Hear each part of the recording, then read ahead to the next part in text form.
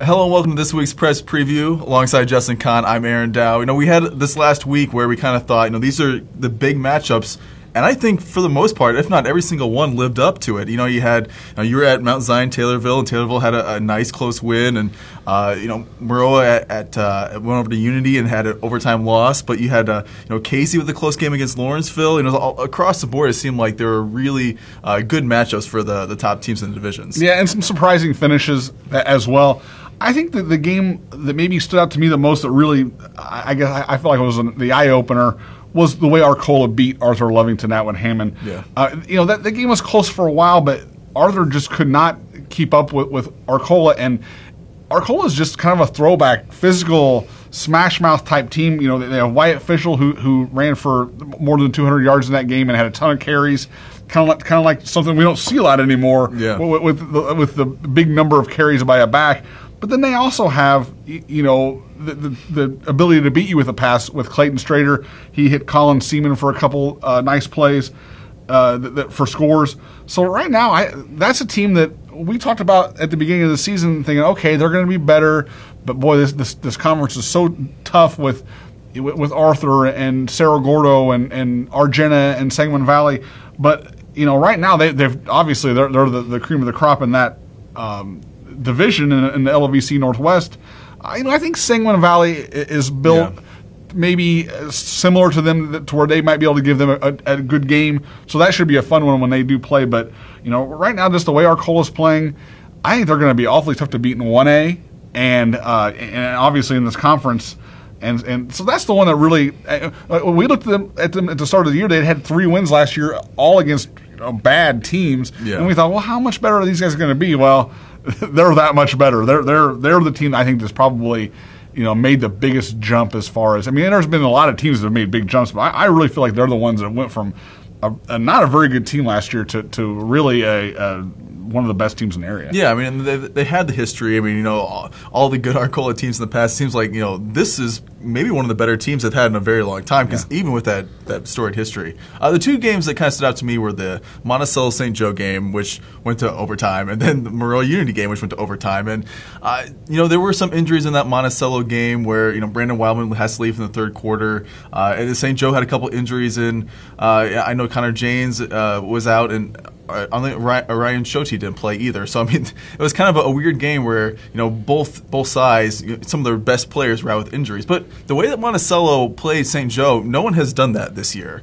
I think it's a really good sign for Monticello, and we'll see how Brandon Wildman comes back, or when he comes back, because that's a big blow for them right now. So I think coming into next week against Maroa, that will be a huge kind of determining factor to see how Monticello can keep this good run going after beating Unity so close, and then a good loss, I would say, against St. Joe. Right, and as close as all these scores have been with the Unity Monticello game being close, and now Maroa playing Toledo very close, it's almost a who makes the last play in these games type situation. So I think that bodes well for the fans for the rest of the year as far as good games, but those are coaches' nightmares, and I think there's going to be a lot of those going forward. And that's honestly what kind of the Maroa Unity game came down to. It was Unity had the last possession. They scored, with a little bit of time left, and they ended up tying it up, and it was like 25 seconds left, so Maroa really didn't have a chance to do anything. But that's what it came down to. Unity had the last possession of the game, but I think for what Maroa had, I really feel like Maroa had a pretty good showing despite the loss. And it's weird to say, because for the last 3 years, and even longer than that, Maroa is a team that really no matter who they play, and really no matter the size of the team they play, they're expected to win, and they're expected to win in a convincing fashion. And but I think the passing game took a step forward. I think Logan Alsop looked really good at receiver, and Maroa had some of their bigger plays and in the bigger moments where they went to the passing game, which I think this year is they've relied a little bit more on the run. They had to bring a couple of the receivers along, but Jack Hockaday spread the ball around pretty well. Sam Stockstill got a couple catches, and I think Logan Alsop got the majority of the work. But I think even though Unity has shown that it's been a little shaky against the pass this year, I think it's a step forward for Maroa as far as the passing game goes this season. Well, if you look back, the last time Maroa lost 2 games. They got really hammered by Tuscola and also lost to St. Teresa that season. They made the state championship game, and that was a year where I really felt like Josh Josephs did a great job of coaching, where he kind of, changed their style a little bit, did a few things to adjust to the talent they had, and we're seeing that again this year with some things that Maroa is doing. So I really believe going forward, that they'll be in good shape, even if they were to go 5-4, and there's going to be some very angry 9-0 1A team that has to play them in the first round. So that'll be questioning how the system works and things like that. So I don't think I just think that saying, well, this is it for Maroa, they're 3-2 now.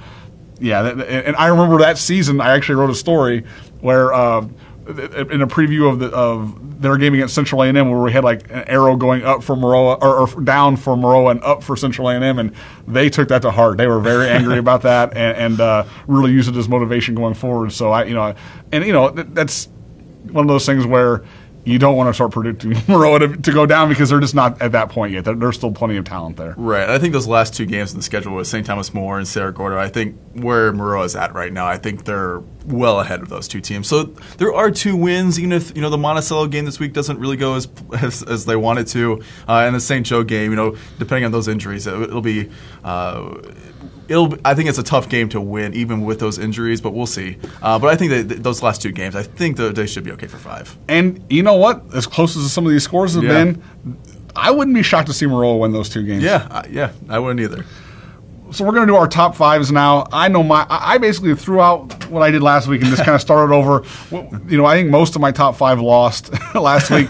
I do think, though, that this is almost like the NFL this year, where there's just anybody can kind of beat anybody on a given night, it seems like, and there's just not that dominant 2 or 3 teams like we're used to having in our area, where really usually we have 4 teams that we're like, okay, they're undefeated or close to it every year, and now this year we have some unbeaten teams, but they're not the teams we're used to seeing in that spot. So Aaron, I don't know what our top 5s are going to look like this week, but go ahead with yours. No, why don't you go? I want to see what you have. Okay, top 5. All right, that's fine. Number 5, I went with St. Teresa, which they actually ended up dropping in I think from what I had them last week, which doesn't make any sense necessarily. But they didn't play necessarily great in that game against Clinton. I still feel like going forward, that's a really good team.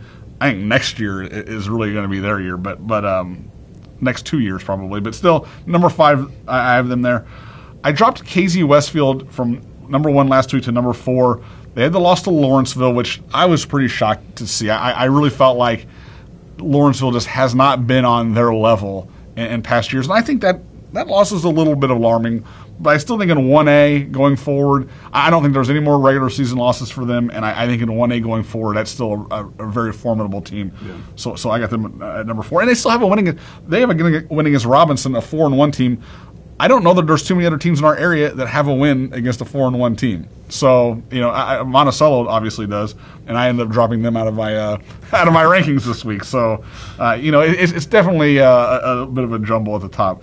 Number 3, I have Sullivan Okaw Valley. They just keep rolling, and they'll have a tough one. We'll talk about that in a few minutes against St. Teresa this week. Number 2, I moved Arcola up to number 2. I was really impressed with their win. And then I had Mount Zion number 2 last week. And I said, it was because they had the most impressive wins. Well, then Taylorville beats them. Taylorville didn't have any impressive wins. So I felt like that win against Mount Zion vaults them from out of the top 5 into number 1. So that's my top 5 this week. Man, mine is completely different than yours. I started Arcola at number 5. And we talked about this already.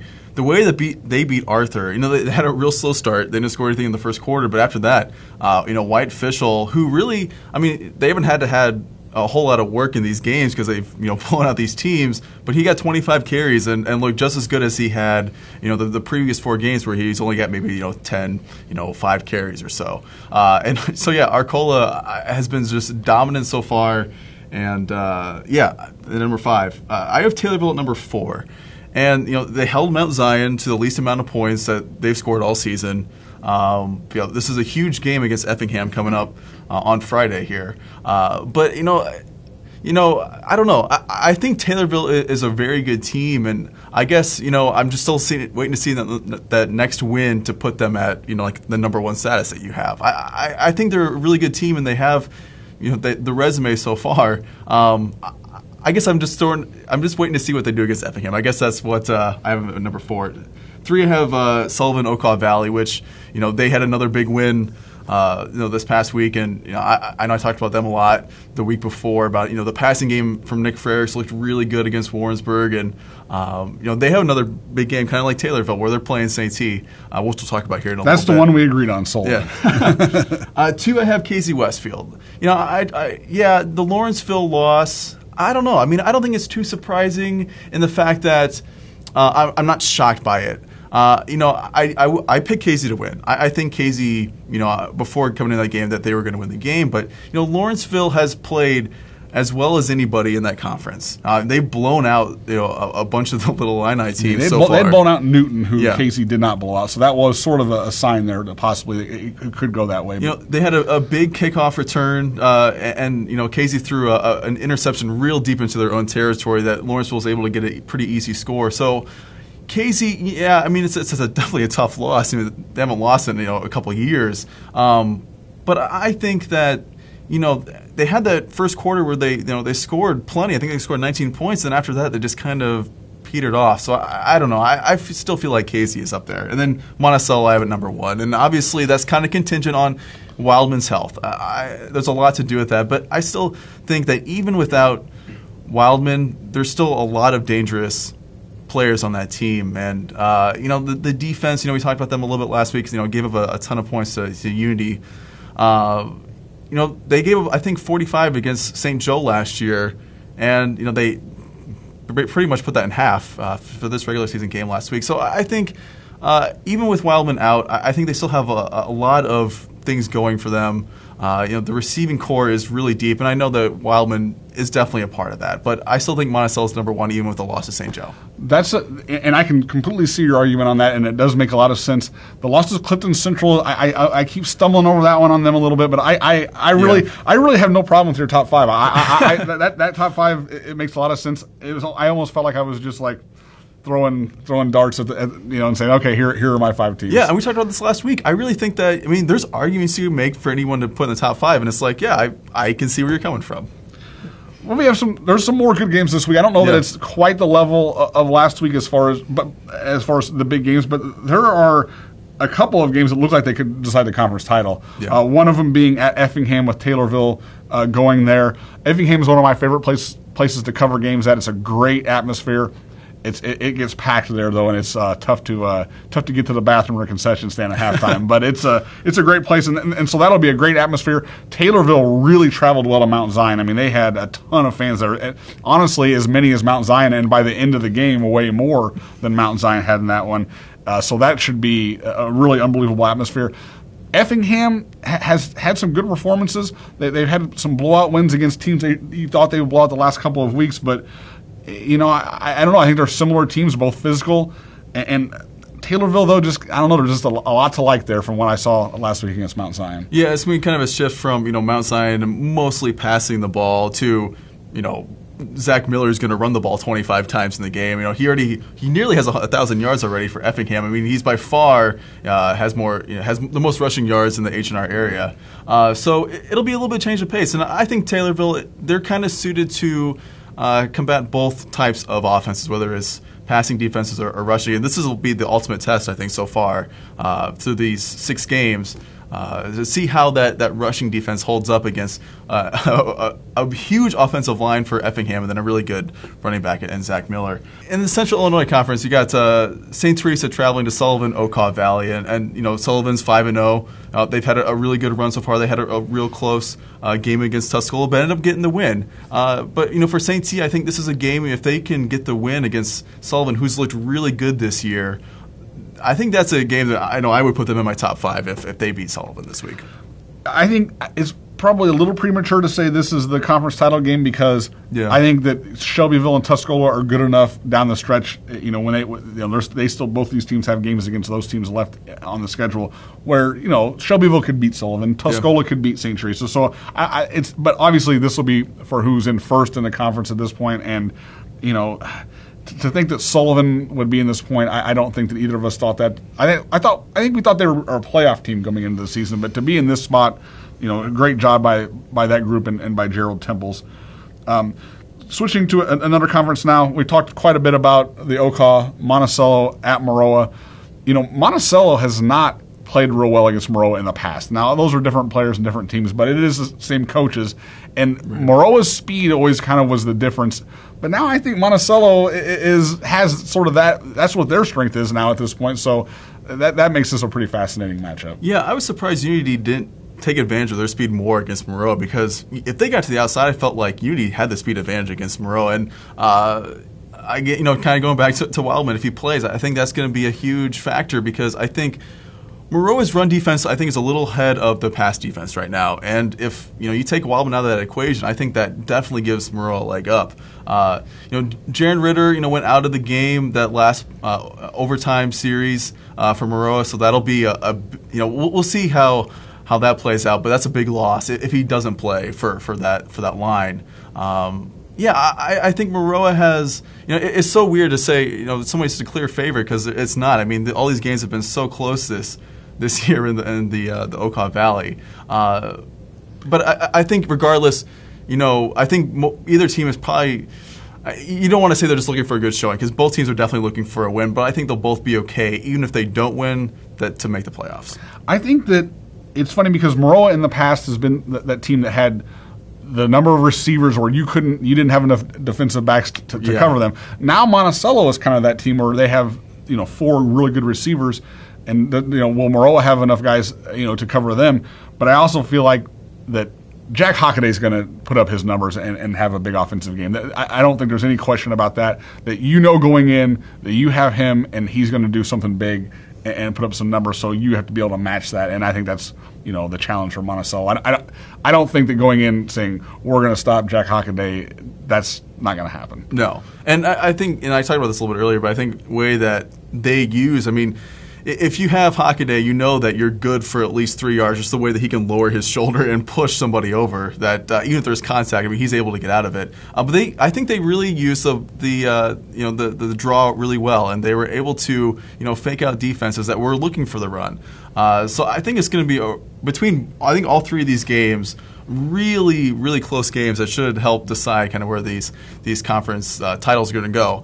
And then we have MacArthur, who hosts Jacksonville, and Jacksonville, who's 2-3 right now. A little surprising. I thought that they would have a better record coming into this, but MacArthur, they did beat Springfield last week, but I don't think anyone is saying that's a win that we're proud of. As far as the season's gone so far for MacArthur, it's got 4 wins, and I don't think Springfield's the one that they're going to tout the most, but I think this is one where they can continue to cement their spot as in that second tier with Rochester and Southeast, where they're probably going to fight for each other for that second spot in the Central State 8, and it'll be a good test for the defense as they kind of have a rushing attack and passing attack for Jacksonville, so they'll be able to pick their poison as far as what Jacksonville wants to do. I think that the performance against Springfield last week for MacArthur is a little alarming because they gave up a ton of rushing yards. They didn't tackle well. They didn't have DeVince Lewis. We don't know if they're going to have him going forward or not, and that's a big loss because he was a very sure tackler. Jacksonville they're going to run the ball and they're going to be physical. And if MacArthur is having trouble stopping that, I think this could be a tough game for them to win. And I do think that the Central State 8 is a conference where you got Jacksonville, Glenwood, Southeast, and Lanphier, and MacArthur. You got to throw them in there as well. There's not a huge difference. MacArthur's been getting the wins, but they've had some close games in there, and really they haven't blown out anybody except for Eisenhower. So, I do think that this isn't a game that you can go, okay, mark this as a win for MacArthur, because as poorly as they played, against the run last week, and then knowing Jacksonville can run the ball well, that's a little scary for them. Another thing about MacArthur is they've had good defensive starts before in the conference, and then the fact that they just don't have great numbers. They're not a team that's got 50 kids. They're in the 30s, the low 30s even on numbers. And when you start losing guys like DeVince Lewis, there's not necessarily that guy that can come in and just plug that spot like we see with some teams. Like even Taylorville last week had the injury to Snyder, and they were able to plug in a guy, and he did great. So I do think that you start worrying about attrition. If they start getting some guys hurt or ineligible, all of a sudden they're just not at the same level they were before. So, going out and playing well against Jacksonville, I think would be big for them. And I think this game is more about MacArthur's defense than the offense. Jacksonville's defense has not looked very good this year, and I think the way that MacArthur has run that offense, they should be able to score points. But Jacksonville, like I said, their offense is they have a little bit of passing, a little bit of rushing, and DeVince Lewis. I mean that does hurt that run defense for MacArthur. But I think if they can put together a good showing on defense, that's what I'm looking for from MacArthur in this game. I'm not looking. I think the offense will be just fine. I think it's how the defense. And I know Coach Bass had talked about he thought the players were freelancing a little bit and kind of trying to make the play by themselves rather than staying in their position. I think this more about the MacArthur defense this week than the MacArthur offense. So plenty of good games this week, and several that will go a long way in deciding the conference title. Be sure to check out Pick'em. We're getting close to it, and there's not a real clear front runner right now. And we'll have all the coverage from Week 6 and all these games, plus many more. So be sure to check out hrpreps.com. And if you don't have the app, make sure to download that app. And every one of our stories that goes to our website also goes to that. So make sure you download that as well. So for Justin Conn, I'm Aaron Dow. We'll see you at the games this week.